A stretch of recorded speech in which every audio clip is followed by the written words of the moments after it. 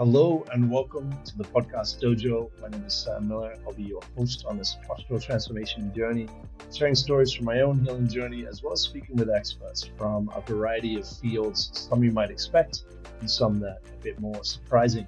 Today, I'm looking forward to speaking with Carlyn Porter, a functional wellness health coach, as well as a scoliosis fusion spiner. Yes. Is that Colin, walk us through what people what you would like to share to people who are considering going down that path of going through the scoliosis fusion surgery. And it's a pleasure to connect with you today. So thank you for having me here. When it comes to scoliosis and surgery, it's a big decision. And in order to even be considered, you have to have spinal curves of a certain degree.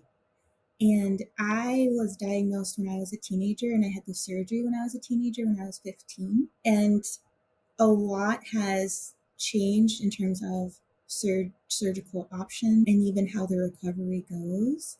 And so for me, it was definitely a different time. It was back in 2000, and it was almost like a preventative procedure in a sense. And some people do take that approach in terms of not wanting to risk the curves getting to a degree where it's impacting internal organs.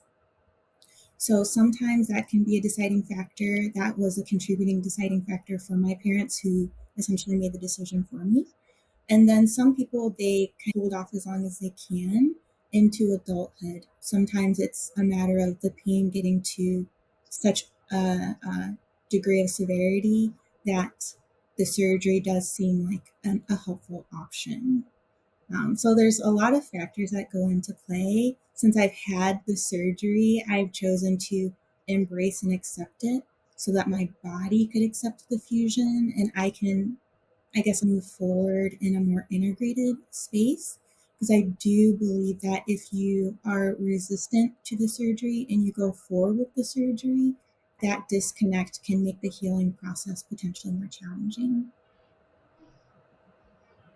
A lot of people come to me considering surgery, and often the question is, will this work? And by work, I mean learning how to breathe and move and like building yourself as functionally as possible. They're asking the question as if, do I need to do this if I'm going to get the surgery? And it seems like if you get the surgery, that's all you need to do. And I think we're seeing like how curves progress after fusion surgeries because this type of work where you're learning to counter derotate the rotation that's happening is important whether you're doing the surgery or not. And I'm wondering, obviously, two of these ideas weren't as accepted or as mainstream as they are now. What would you say to someone who's maybe they've chosen to get surgery? What would you say that they would be really well off for implementing into their life? That's a great question. I would say I want to start by saying to go into it with a clear definition of what success looks like for you. Because I think successful surgery for a surgeon and successful surgery for a patient can be two different things. And with that, because scoliosis is more than just a side to side curve, you touched on the rotation. And my experience, I didn't know about the rotation at the time. And it was many years later that I learned about the rotation in my ribs and my hips from a yoga practitioner who did yoga for scoliosis. I had no clue that my rib cage was rotated. And so if you have an idea of what you want for your spine, for your body, and in terms of managing the condition, I think that surgery and knowing that surgery can make your spine straighter. And that's one piece of the equation. I think that there's a whole other area of the scoliotic body that doesn't really have to do with the spine. It has to do more with the connective tissue, the soft tissue, the muscles, the tightness in the body, that surgery isn't going to touch on those things. So I believe in supporting the whole body preparing for surgery and recovering from surgery with nutrition and movement. So I love yoga. I have the paleo diet as a foundation, but having a customized food protocol that works for your body to reduce inflammation, to give it the support it needs, to feel nourished. Because my concern with scoliosis that I don't see talked about enough is if there is an issue of nutrient absorption in the gut, because surgery is not going to address any absorption issues because we see a lot of deficiencies in people with scoliosis. The research shows vitamin D deficiency, it shows insufficient use of manganese and like copper. Like there's a lot of imbalances that are correlated with the condition that while having surgery, yes, can straighten the spine, it doesn't really address those other I guess like symptoms or other like factors that are going on in that person's body. Do you believe you've identified the root cause of your original scoliosis? I love that you're asking that question. I do believe everyone's different. My what I believe to be the root cause is like a combination of things, but my health issues started when I was 2 years old. And that's when the doctors couldn't figure out what was going on because I had like really bad eczema. Like I still have the scars from like the scratching. And when I look at the challenges I've had with my health over the years, I didn't have clarity until I was in my 30s of exactly what foods were causing problems for me. But I can't say it's just the food. I also think about what was going on during that time of my life. So potentially children, they're getting sick, they're getting shots, they're getting exposed to the world and environment. And I think that there were some environmental factors that were burdening my system. And by burdening my system, I think like my liver was probably struggling to keep up. I thought potentially like triggering foods like gluten was probably hard. And I also really liked cheese. And what I've learned about like we get addicted to things that aren't making us feel good. So I think that potentially the gluten and the dairy was causing a low grade inflammation in addition to potentially some other environmental things that wasn't addressed. And so with I believe it can't get better in the same environment that made us sick. And so that just kind of kept going on for years and years. And just with the onset of scoliosis, because I had adolescent idiopathic scoliosis. That's what I was diagnosed with. And I think my hormones were out of balance when I was going through that pivotal transition into adolescence. And I think that's what triggered the scoliosis. Interesting.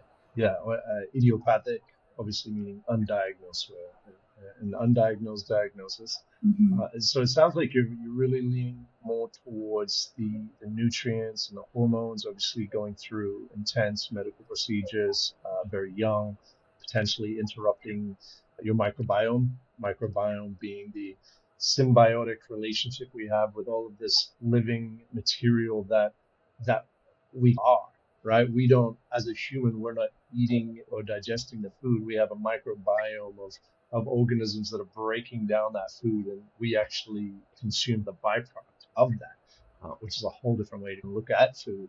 And when we have certain dietary or certain, food habits, we promote growing a different garden, a different microbiome, and often the skin externally is a reflection of what's happening inside as well. So definitely a different kind of journey through that. And obviously, if your structure isn't getting the nutrients it needs, it's going to start feeling any imbalances even more, and that structural integrity of your spine is getting compromised. Mm-hmm. So how many years since the surgery has it been now, and what's your life like? I'm sure people are curious to know 20 years down the road of the surgery, and remind us how much of your vertebrae were fused. What's life like right now? So it's been 24 years this June, which is kind of crazy that it's been so long.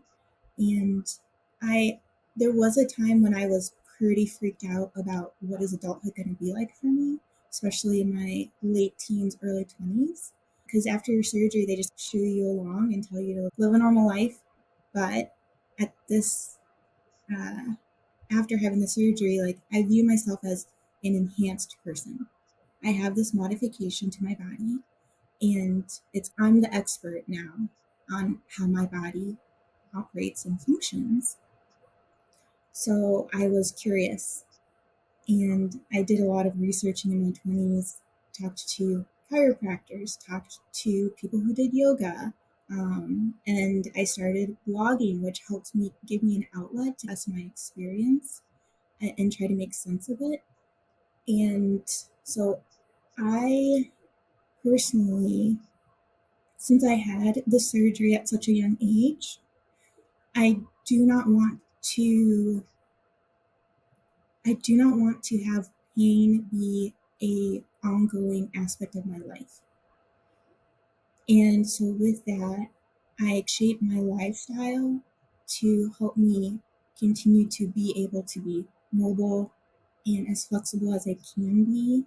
And when pain does arise, I try to think about, I want to look at it in an acute sense of what's causing this pain and what can I do about it and where does my body tend to hold on to tension. So it's really learning more about myself in meditation and in yoga, because that's when I can really connect to where my body is and what it's communicating to me. I tend to have tension in my shoulder, my upper right shoulder, and I also get achiness in my lower back. My fusion is L1 to L4, so I have a lumbar fusion. So I don't have a lot of like mobility in my lower back. So the way that I kind of work with that is in yoga, making sure I get in a lot of like, they say you're not supposed to do this, but doing like rotations from side to side, which helps me get some flexibility there where I don't have a lot of movement otherwise. So it is intentional, and also making sure that I to eat foods that allow me to feel good and support the movement that I'm doing. So it's those two things. And then also, like, I really like going on walks and I like low intensity workouts. I found that high intensity workouts trigger inflammation in me. And this isn't quite related to the scoliosis, but I can't say that's completely not at the same time. I did develop Hashimoto's thyroiditis. So that kind of added another layer of complexity where I have this autoimmune state as well. And all that together, what I found that I personally need is low stress in my life. I need low stress and I need the space to take care of myself from a physical standpoint, from an emotional standpoint, and also like feeling enriched. Like I have outlets and purpose and creativity to have a more balanced life.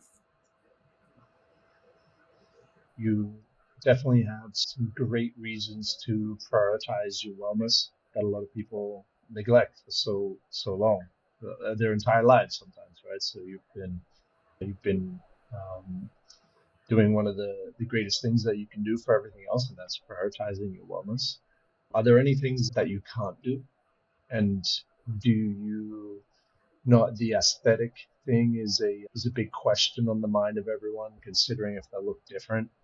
With the surgery, obviously you get some aesthetic gains instantly, but then the trade-off is some of that flexibility and that function. What are the 20, 24 years down the road? What, like, between aesthetics and function, where are you at? Can you do everything?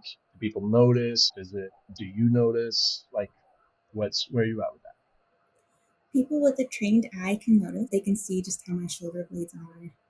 And then sometimes I even notice, usually in the checkout at a grocery store when they have the camera on you, and I'm like, oh, my head's like really tilted to one side right now.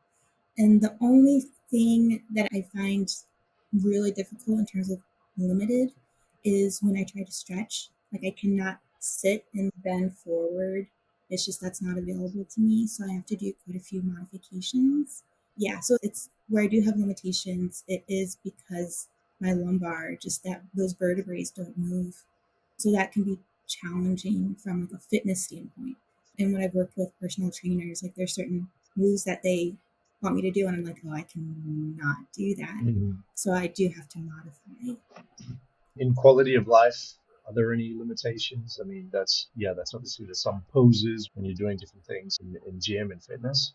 And in terms of like day to day life, I don't feel like I have any limitations, not at this point. If anything, it's more energetically. I think I run out of energy.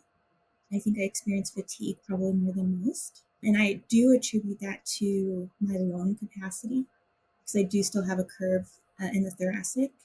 And so I think just like my natural posture, like I don't think I'm like getting in as much oxygen as someone who doesn't have scoliosis. And I think that has a little bit of an impact on I feel it and I manage it. But the rotation, that gets me sometimes where I will put my hands on my rib cages or on my rib cage and I'll notice like if I'm like angled like one's forward and one's back, I'm like, okay, I need to derotate. And I have some exercises that helps me do that. Amazing people now. What does your methodology involve? I have a couple of different ways that I am supporting people. One through health coaching, where I work one on one to look at what their eating habits are and tap into their intuition as well as their emotional state to see where we can modify what they're consuming to be more balanced and supportive of their gut microbiome, maximize absorption, and look at their habits and see where we can make some tweaks. What I've noticed is we tend, especially when we're trying to eat healthy, we tend to undereat. And we also tend to become low on electrolytes in terms of giving our body enough to even adequately stay hydrated. So, looking at some of those foundational things, and I make myself available on social media. One thing that's important to me is to show younger girls what it looks like to have scoliosis surgery as an adult because I didn't have a very good example of that when I was young.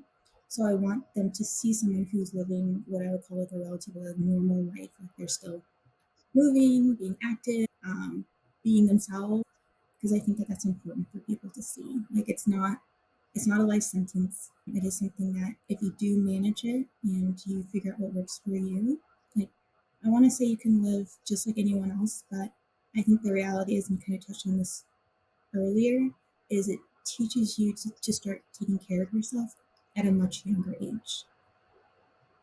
Hmm. Yeah, it is a giant invitation to get to know yourself and to truly build yourself. So it sounds like you've embraced that journey and you're managing and living it and enjoying life and at peace. I'm curious, if you were to go back to the teenage you and consider maybe your parents gave you the decision, would you do the same thing or would you do it differently? I would do it completely differently. Like How would so you do it?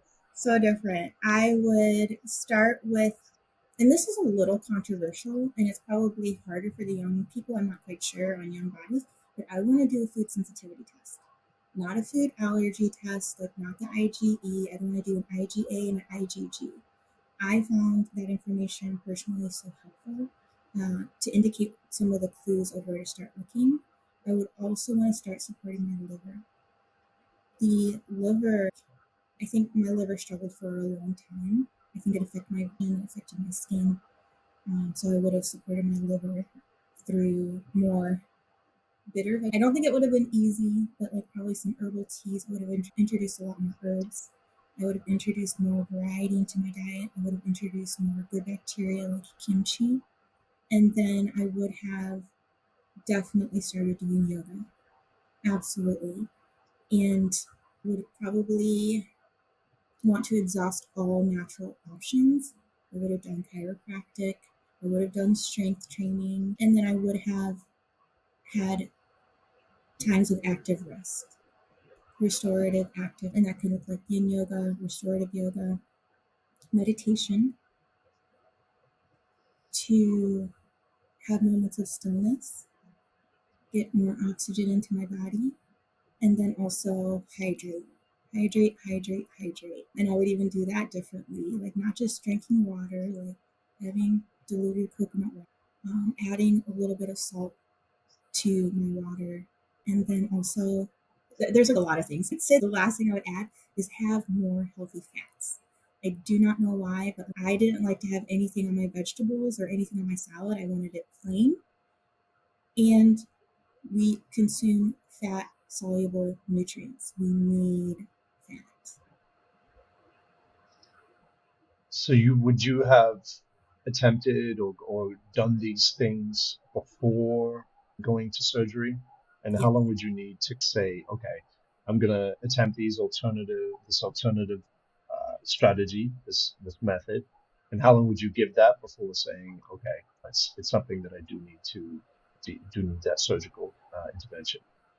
There is a sense of urgency depending on the severity of the curves. So I was diagnosed when I was 13 and I had the surgery when I was 15. If I look at that window, I think 2 years is plenty of time because there are things that I haven't even touched on, like the Schroff method. And there's more books about scoliosis out that may have even been available then, but I think they're even more accessible now because there's yoga for scoliosis, there's bodies that are specific for people with scoliosis. So I would say a minimum of 1 year to try these other modalities.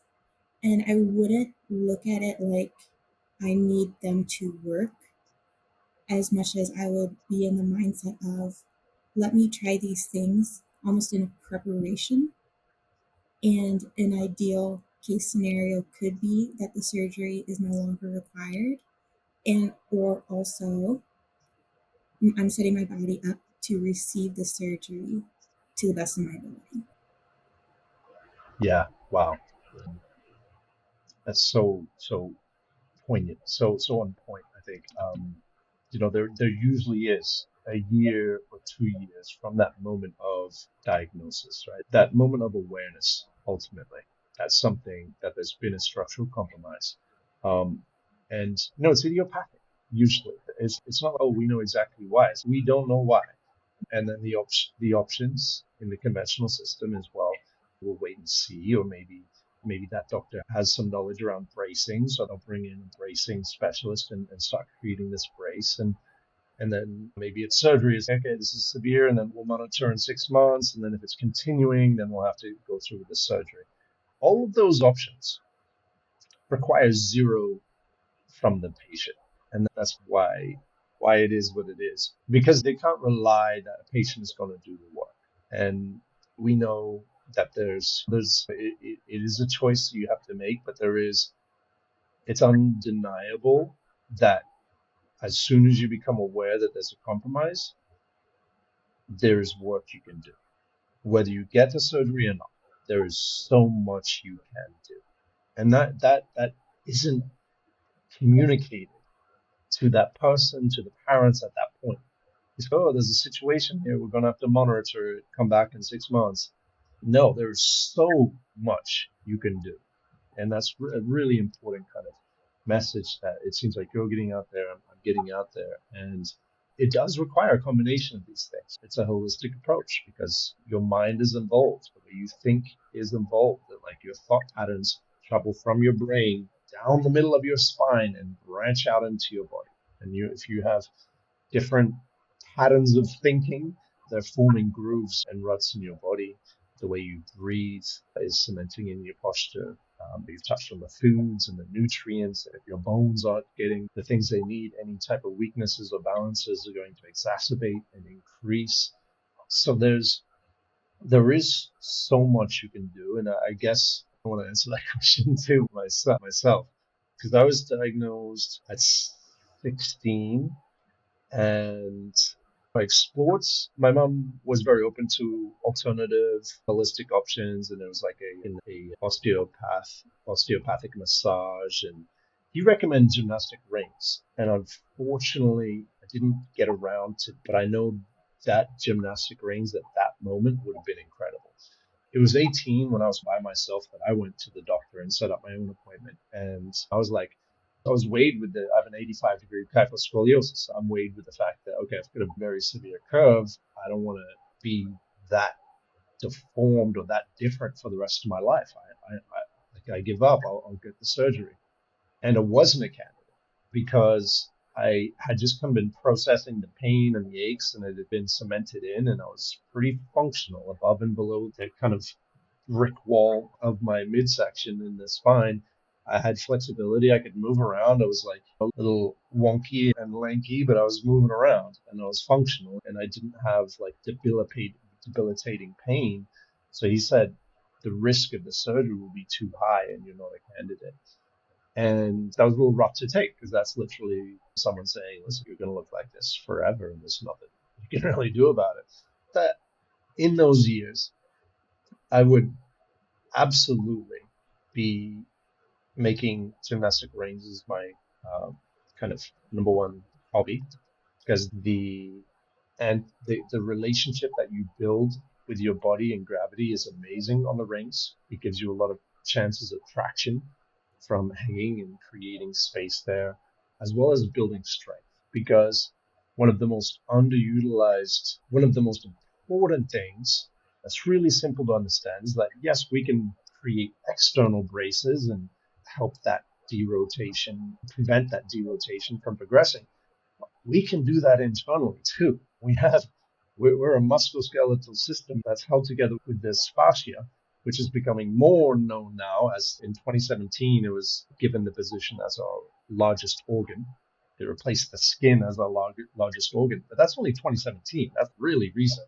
Most doctors have not gone through training in textbooks with the acknowledgement that fascia is our structural integrity in a lot of ways. Without the fascia, our bones and muscles are flopping around in a bag of skin. The fascia is that scaffolding that holds us up. And so for me, that's okay. Red alert. We have a compromised posture. You can do something about it, but it does require work. And that's the system is set up to, okay, you can go to physio, and physios aren't really prepared for dealing with these imbalances.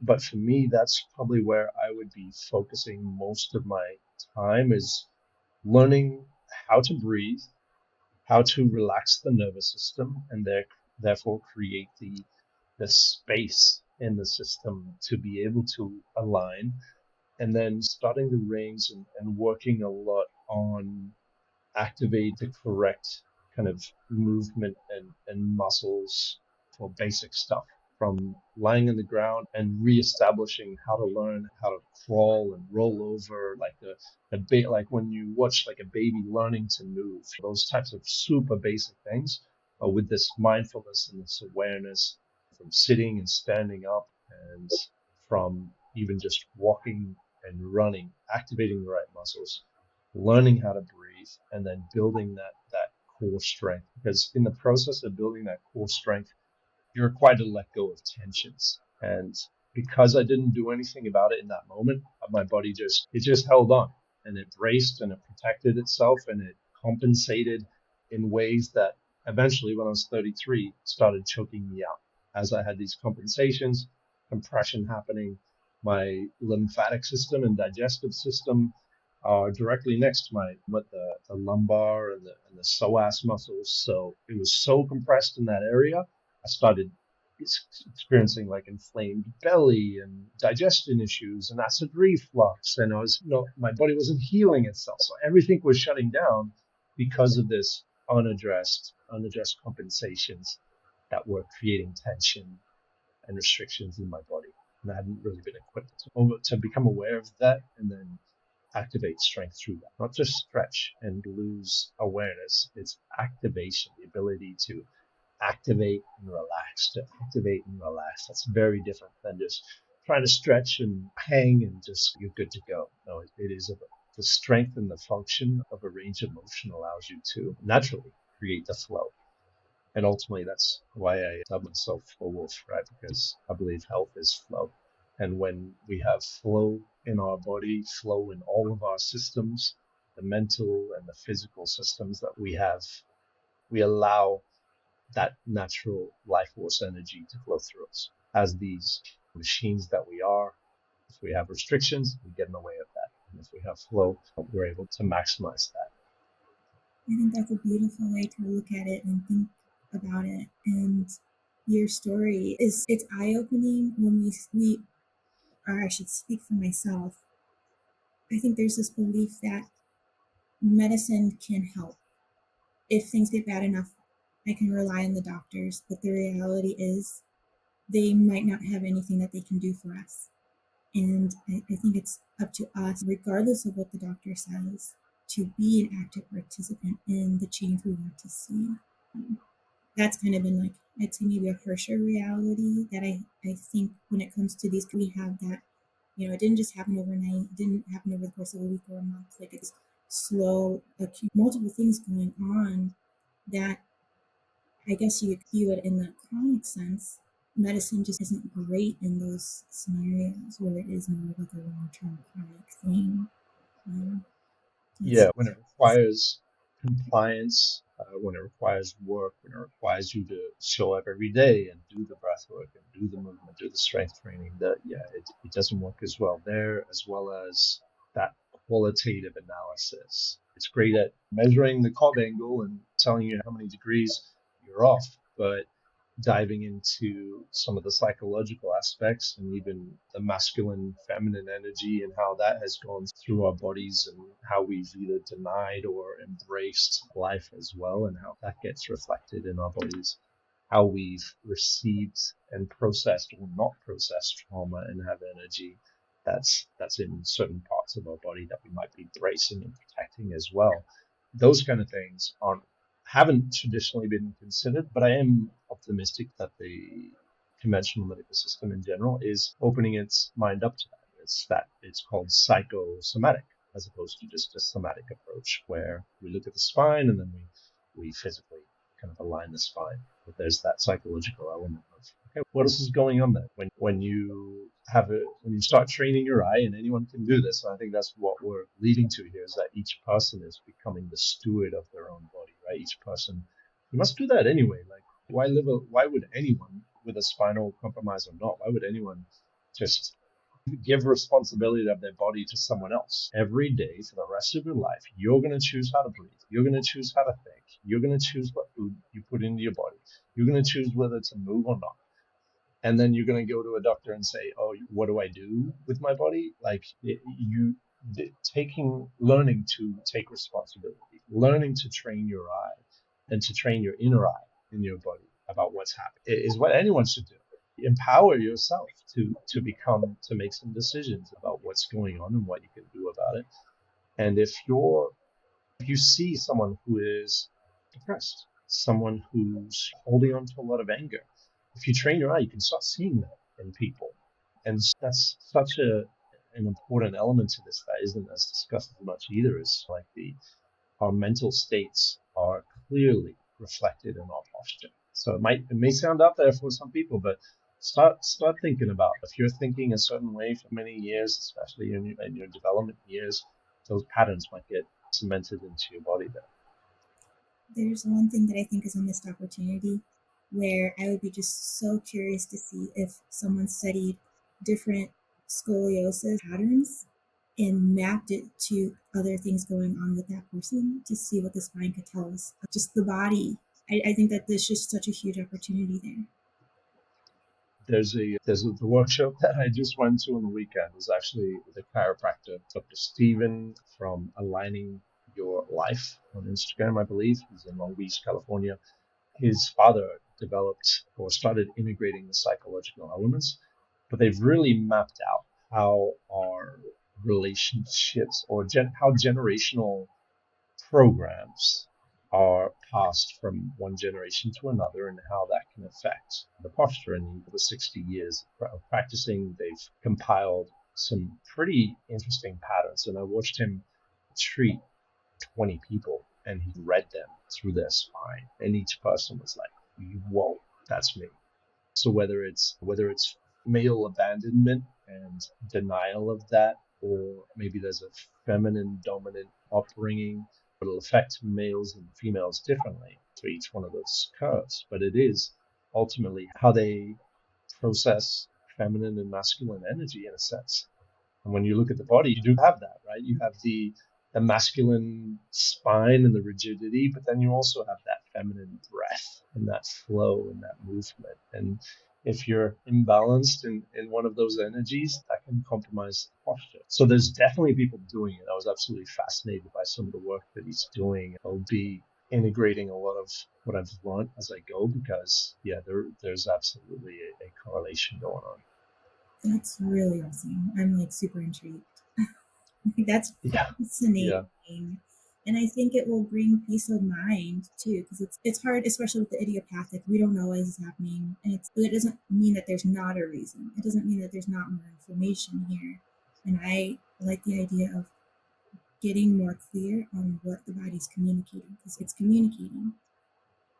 It's just being a matter of being able to hear what it's saying. yeah. One thing, for example, was if the spinal cord was overstretched, it was about always wanting to do more. Like you're always trying your best, but you might even not acknowledge that you've done enough. So if your best is not enough, you might be overstretching yourself.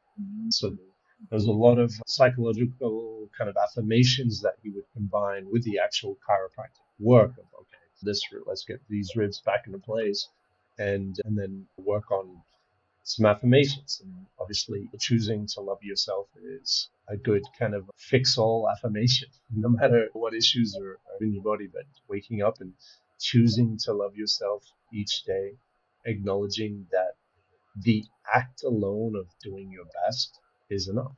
When you do your best, that's enough. And sometimes you're tired. Sometimes you need to rest and rest your best. And if you're resting the best you can, then that is enough, you know? And so the expectations beyond that is where we can get into trouble. Not feeling enough, we can get into trouble. Leave those things behind. Really do your best. Choose to love yourself, and you'll start seeing a lot more alignment in your energy. When you forgive these patterns or these parental influences that might have been passing on programs themselves. It's not really even them. So yeah, some really fascinating work to get into that, because the mind is a infinite, beautiful place, but there are patterns, there are pathways that we can find and align our minds and therefore our bodies. Mm-hmm. Okay, so Colin, tell us what do you currently support? Like, how are you currently supporting people, and where can they find you online? I'm currently supporting people through one-on-one coaching. You can connect with me on my website, www.carlynporter.com. I have my blog to support doses research and communicating my interpretation of things.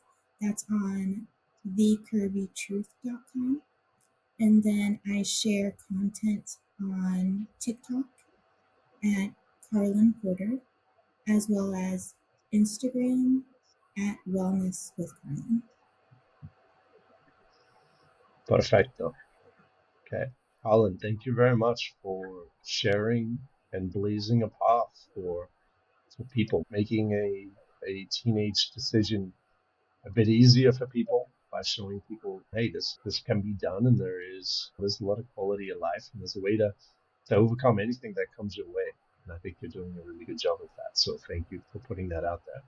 Thank you. I appreciate the time to share that today. I don't want people to go through unnecessary struggle. My hope is that my experiences can help someone else's experience be a little bit easier. Beautiful. Thank you, and thank you everyone for tuning in. See you in the next one.